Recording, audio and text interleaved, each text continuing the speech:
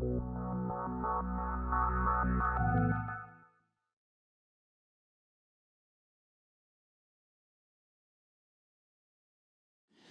my name is Saad Ibrahim. I am with Petro Management Group, a consulting company in Calgary, and I will be the instructor of the class Well Test Analysis Workshop. At Petro Management, we have performed nearly 20,000 analysis for well testing from North America and internationally. So we have a wealth of practical experience that will be brought to the class. So there will be numerous case studies throughout the class. This class is designed for engineers like reservoir engineer, exploitation, production engineers, and of course geologists as well that are involved in the subject of well testing. In this class, we're going to cover all the aspects of the subject. We start with a short section on theory. We'll try to make the theoretical part as short and as painless as possible. So we cover subjects such as what sort of formula we use for well test interpretation, the Darcy equation, the diffusivity equations. And then we move into the concept of dimensionless parameter, which are used for type curve matching in the well test interpretations. We talk about the flow geometry.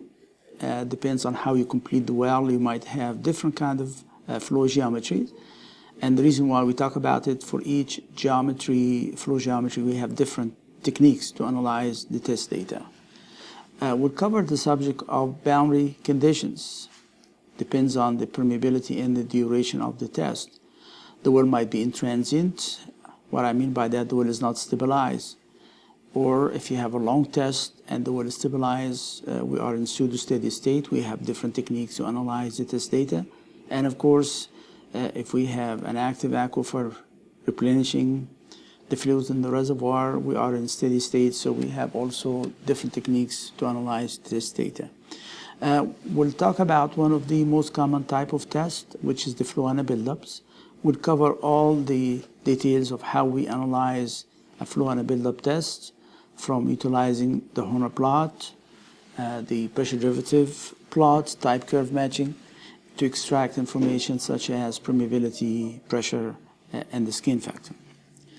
We spend quite a bit of time on the skin factor being very important in terms of restricting the production from the well and affecting your cash flow. So we'll talk about partial penetration, mechanical skin, turbulent flow. All of these can affect the condition of the well bore. We move into another type of test, which is the drawdown testing. Or we can extend it into a reservoir limit test. All the techniques we use to analyze this type of test, we're going to introduce the deconvolution concept when you have short flow and build-up period, but you have a long history. How we use the deconvolution technique to improve the interpretation of your test. We'll talk about well bore dynamics. As you shut in the well for build-up, you see sometimes pressure anomalies caused by what we call well bore dynamics, how to identify these anomalies and how to deal with it in the well test analysis. We'll move into hydraulic fracking. As you know, we frack most of our wells these days, so how we can analyze a well that has been fracked, a test data.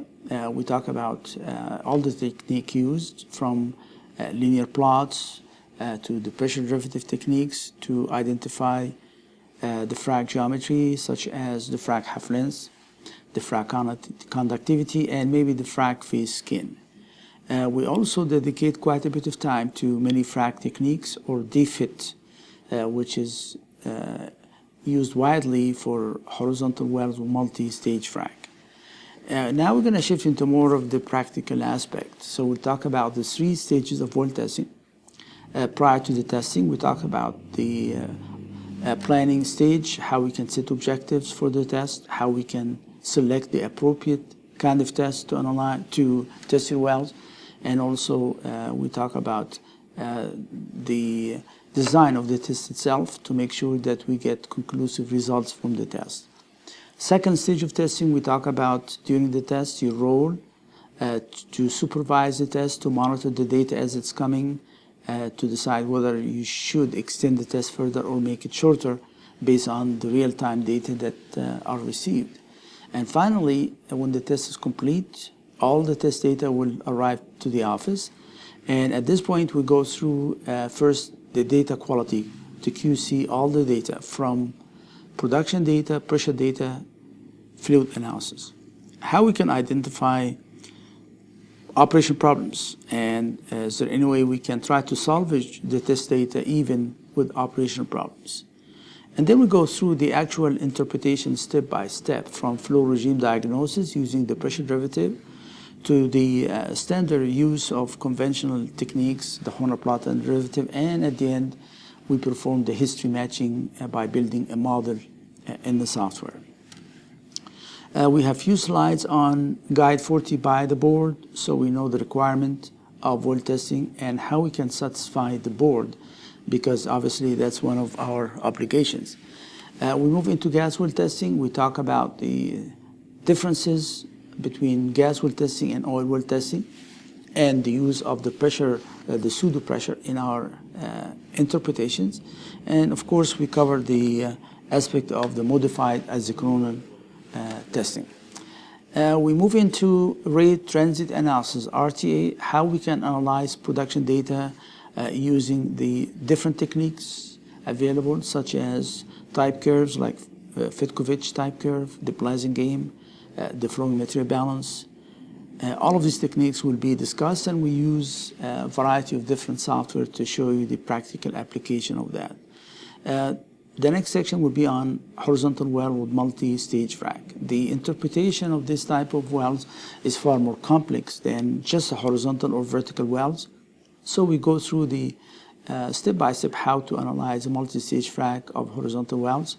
We explain the variety of different definitions, the contacted reservoir volume, the stimulated reservoir volume, and how we interpret the test data based on that.